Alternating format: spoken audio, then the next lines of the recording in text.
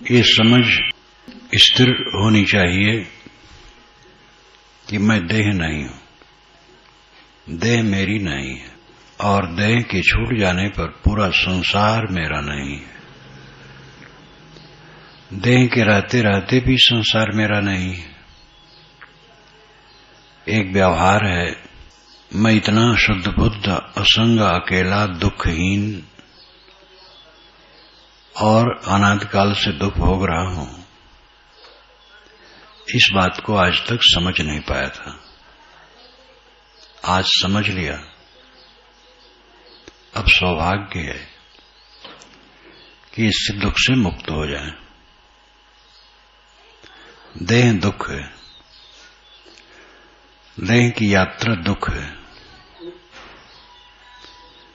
यहां संसार में अपना कोई फायदा नहीं है। दुख के सिवा क्या है? मान, प्रतिष्ठा, पद, चीज का जो मिलना है, एक खेल है, एक तमाशा है, कुछ नहीं है। अपने स्वरूप को पहचानो, असंग, अकेला, शुद्ध बुद्ध, निर्मल, जिसमें दुख नाम की चीज नहीं है। वह अपना अस्तित्व है। और इस देह यात्रा में अच्छा मानकर, बुरा मानकर, हानि मानकर, लाभ मानकर, अपना मानकर, पराया मानकर, मित्र मानकर, बैर मानकर, बैरी मानकर जो आंदोलन में हम पड़े हैं, हमारी हद दर्जे की बेवकूफी है। किसके साथ कौन है, कौन वस्तु साथ है? सब पानी की धारा की तरह सब भागा जा रहा है। अपनी असंग और केवल स्थित का ख्याल करो। तुम अकेले हो, कोई नहीं है साथ में। सारा साथ झूठा है। झूठ झूठा कह डारो मिथ्या यह संसार। ते कारण मैं कहता हूं जाते हुए उबार। साहब कहते झूठा है, झूठा करके छोड़ दो। मैं इसलिए कहता हूं जिससे तुम्हारा उद्धार हो जाए। तुम डूबे हो, तुम मूर्ख हो, जो देह को अपनी मानते हो और यहां के प्रपंच में हानि लाभ मान करके राग द्वेष में जलते हो। तुम महामूर्ख हो। इस मूर्खता को कब छोड़ोगे?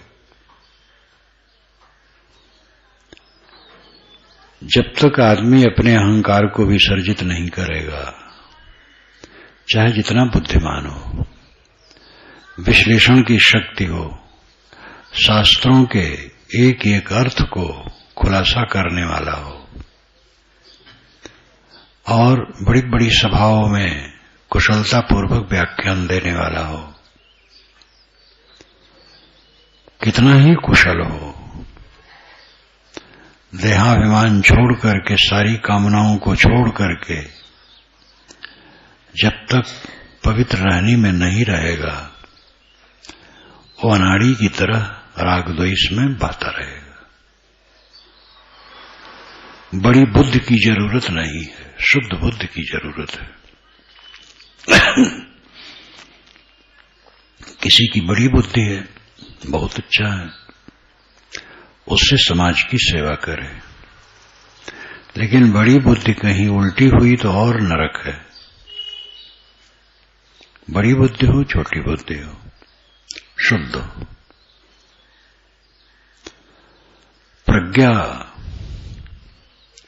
प्रज्ञा की स्थिति ही है जो कुछ अपने से अलग है। मन वाणी कर्म से हर समय त्यागे रहना, यही प्रज्ञा का फल है। जाहि मनन में सुख नित, ध्यान क्रिया सुख दे। घाटा ते में कौन है जो और ही चित दे? जिसकी याद मात्र से सुख है, स्मरण से सुख है, सुख निश्चय करने से सुख है, उसमें अपना ध्येय बनाने से सुख है। जिसमें आदि अंत सर्वत्र सुख ही सुख है, उसको छोड़ करके और चीज में मन क्यों लगाए? उसमें क्या घाटा है? भय किस चीज का? शरीर छूटने का भय? शरीर छूटने का तो आनंदमय दिन है। शरीर छूटने के भय की कोई जरूरत ही नहीं है। बीमार न हो जाए, हो जाए बीमार, पड़ा रहे बिस्तर पर, मैं अपने में रहूंगा, जब छूटना होगा छूट जाएगा। चलते फिरते छूट जाए, एक्सीडेंट में छूट जाए, क्या फर्क पड़ता है? एक्सीडेंट को लोग डरते हैं। संभालना चाहिए। ये नहीं कहा जाता है कि कार जा रही तो उसके सामने कूद पड़े, लेकिन डरने की क्या जरूरत है? बिस्तर पर पड़े पड़े लोग बरसों दुख भोगते हैं, तब शरीर छोड़ता है। ऐसी घटनाएं होती हैं। एक्सीडेंट में सेकंडों में सब खत्म। जब चोट लगती है जोर से तो बदहोशी आ जाती है, फिर पता ही नहीं रहता है दुख का। महीनों और वर्षों बिस्तर पर पड़े पड़े सड़ने की अपेक्षा दुर्घटना में शरीर छूट जाए, क्या नुकसान हुआ? शरीर तो दुख से भरे है। टट्टी साफ निकल गई, बड़ी राहत मिलती है। पेशाब और टट्टी साफ उतर जाना स्वास्थ्य के लिए हितकर। पूरा शरीर टट्टी है और ये निकल जाए, बड़ा आनंद है।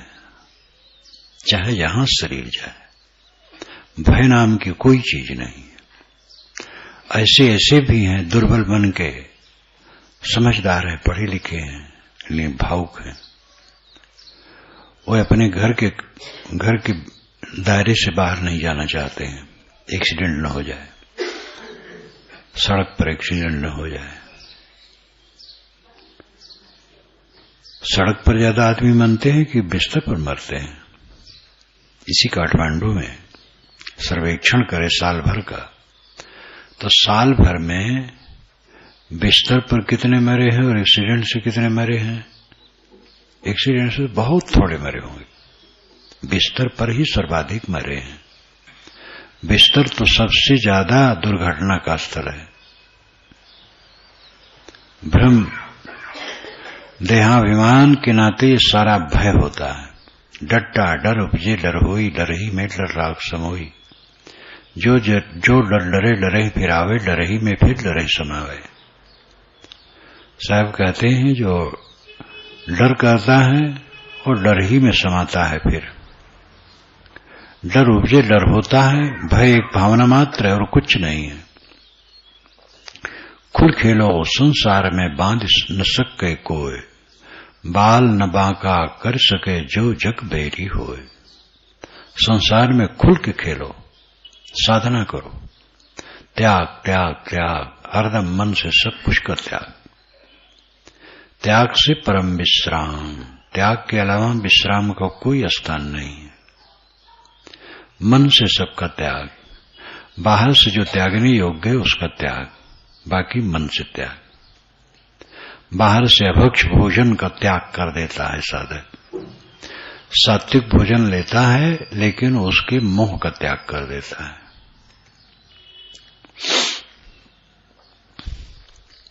महाभारत में अभी लिखने में आएगा,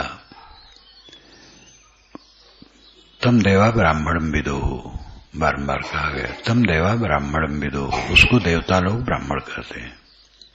तो एक श्लोक में आया है, जन समाज को सांप की तरह देखे, स्वादिष्ट भोजन नरक की तरह देखे, और स्त्री को मुर्दा की तरह देखे, वो ब्राह्मण है। ये कहने में जुगुप्सा है। भोजन के लिए तो कहा अत्यंत जुगुप्सा है, असभ्यता। मैंने सोचा उसको लिखने का अवसर पड़ेगा तो यही लिखूंगा। जन समूह को सरपुत देखे ठीक है, स्वादिला भोजन नरक की तरह देखे, ये बहुत भद्दा कथन है। स्वाद तो सब में होता है। अगर भंडारी से बनाते बने तो दाल भात या रोटी सब्जी ठीक से पके, ठीक से बने और सब कुछ उसका ठीक हो तो उसमें बढ़िया स्वाद होगा। बहुत मसाला और बहुत मिष्टान ही कोई स्वाद की चीज नहीं है। बनाते बने भोजन तो स्वादिला होता है और स्वाभाविक स्वाद भोजन का होना चाहिए। अगर कच्चा रह गया तो स्वादहीन रहेगा, ज्यादा पक गया तो स्वादहीन रहेगा, और ये दोनों स्वास्थ्य के लिए भी अहितकर रहेगा। स्वादिष्ट भोजन सुपाच्य और हितकर होता है, लेकिन वो स्वादिष्ट पकाने में हो। मिर्च मसाला डाल के जो स्वादिष्ट बनाते हैं वो अपनी गंदी आदत है। तो स्वादिष्ट भोजन नरक की तरफ जाने ये बहुत भद्दा है। स्वादिष्ट भोजन के लिए वो लिप्सा नहीं रखता है, इच्छा नहीं रखता है। और स्त्री ही नहीं, स्त्री पुरुष सबके शरीर लाश है, मुर्दा है। ज्ञानियों ने, जिन्होंने संसार को देखा है ठीक से, संसार को ठीक से कहां लोग देख पाते हैं। इसी संसार में जलते हैं और इसी संसार में रहना चाहते हैं। इसी देह में सब दुर्गति भोगते हैं और इसी देह में रहना चाहते हैं। जो संसार को ठीक से देखता है, कस्याप्तात् धन्य से लोक चेष्टा अवलोकनात् जीवित इच्छा बुभुक्षा बुभुत्सोप समम गता है। अर्थात लोग संसार का रंग ढंग देख करके वह आदमी धन्य है जो जीने की इच्छा छोड़ देता है, भोगने की इच्छा छोड़ देता है, जानने की इच्छा छोड़ देता है। अष्टवक्र गीता के सारे मंत्र तीर की तरह हैं। लेखक निश्चित है अत्यंत वैराग्यवान था। उसमें जो त्रुटियां सिद्धांतिक थी थोड़ी मोड़ी उसको मैंने छोड़ दिया, इसलिए पूरा ग्रंथ अमृत हो गया है। बाकी राख न ठौर ठिकाना समझ करो जीव चेत। विशाल देव कहते, हे जीव समझ करके जग जाओ, अब ठौर ठिकाना बाकी न रखो। फिर संसार में रहने और आने की तृष्णा अगर है तो ज्ञान क्या है। अगर अच्छी जगह न मिले तो बुरी जगह भी रह ले। जब बढ़िया जगह हमारे लिए है तो गलत जगह क्यों रहे। हमारा उत्तम स्थान स्वरूप स्थित है। सारे प्रपंच से रहित, जहां ये विश्व प्रपंच है ही नहीं। शशि सूर्य रैन शारदी तहां तत्व परले नाय। काल काल परले नहीं तहां संत बिरले जाए। तहां के बिछड़े बहुकल्प पीते भूमि परे भुलाए। साधु संगत खोज देखो भूर न उलट समाए। यही झुलबे को भय नहीं जो होए संत सुजान। कहीं कबीर सत सुकृत मिले तो बहुर न झूले आन। पद तो बड़ा है, पिछड़ा हिस्सा कहां हूं। शशि सूर रैन सारथी तहां तत्व परले नाय। काल अकाल परले नहीं तहां संत बिरले जाए। इस कथन में लगता है द्वैत कि जीव अलग है और उसका स्थान अलग है। वहां धरती आकाश नहीं है, वहां चांद सूर्य नहीं है, ऋतु का परिवर्तन नहीं है, प्रकृति का क्षेत्र नहीं है। वो कोई ऐसा स्थान है। पहले तो यही समझ लो, जब उसमें प्रकृति नहीं तो स्थान कहां है। वो स्थान तो स्वरूप ही है। उसमें सत्सोर रैन सारथी कुछ नहीं है। ना तद्भासते सूर्यो न शशांको न पावका यद गत्वा न निवृत्तन्ते तत्धाम परमम मम, गीता में कहा गया। उसको सूर्य प्रकाशित नहीं करता है, अग्नियां प्रकाशित नहीं करती, वो तो सब विकारों से रहित, जिसको पाकर के आदमी लौटता नहीं है, वह मेरा धाम है, वह धाम स्वरूप स्थित है। तो हमारा धाम तो निश्चिंत, निर्मल, परमानंदमय, परम सुख स्वरूप, परम कल्याणमय, जहां कोई कमी ही नहीं है, ऐसा मेरा धाम है। तो दरिद्र बन करके दुनिया की चीजों के लिए, मान बढ़ाई के लिए कोई हमें अच्छा कह दे, कोई बुरा कह दिया तो दुश्मन हो गया, ये सब मूर्खता क्यों? जो हमें अच्छा कहते हैं उनका विचार है, जो हमें बुरा कहते हैं उनका विचार है, दोनों हमारे प्यारे हैं। हमें कहीं भी किसी प्रकार शिकायत नहीं चाहिए।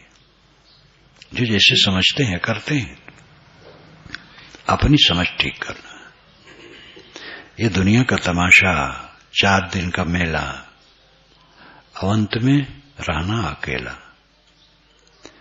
इस झमेले में अपने को डाल करके बदहवास मत करो, जग जाओ, सारा मोह भंग कर दो, शरीर को सब समय समाप्त समझो। शरीर दुख से भरा है, अपावन है, अनित्य है, जड़ है, अनात्म है। अपना स्वरूप शुद्ध, निर्मल, निष्कंटक, परमानंदमय, परम सुख स्वरूप कह सकते हो। सुख स्वरूप जीव नहीं जानो, श्री काश्य साहब ने कहा। तो उसने कहा कि जो सुख तुम बाहर खोजते हो वैसा कुछ उसमें नहीं है। दूसरे ढंग से सुख स्वरूप कबीर पूर्ण साहब ने कहा, जहां दुख नहीं वही सुख है, जहां क्लेश नहीं वही परमानंद है, जहां पर कोई चिंता ही नहीं, फिक्र ही नहीं, द्वंद्व ही नहीं है, वह हमारा स्थान है। अपना आत्मा शुद्ध, निर्मल स्वरूप भाव में हर समय रहना चाहिए। काम करते हुए, उठते बैठते, चलते फिरते, जितना बन सके वाणी पर संयम करो, कम बोलो, व्यर्थ की बात न करो, काम की बात करो, और जगत व्यवहार विवेक से करो, और अपने आप को सब समय निकाले रहो। भय से एकदम मुक्त हो जाओ। भय अब कुछ है ही नहीं है। अजर अमर अखंड शुद्ध स्वरूप मेरा, निर्मल, आकृत विहीन, रंग रूप विहीन, कोई उसमें ठोकर लगने वाला नहीं, अत्यंत सूक्ष्म। अड़ोरड़ीयाम महतो महीयान आत्मस जंतुर निहितो गुहायाम तमक्रतु पश्यत बीत शोको धातु प्रसादान महिमान महात्मना। ये सब पारक के वचन है। जो निर्णय है वही पारक है, चाहे किसी का हो।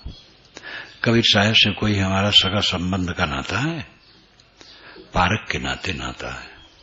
परक साधुगुर परक कबीर पारक पद पहचान। पारक के प्रताप से सब जग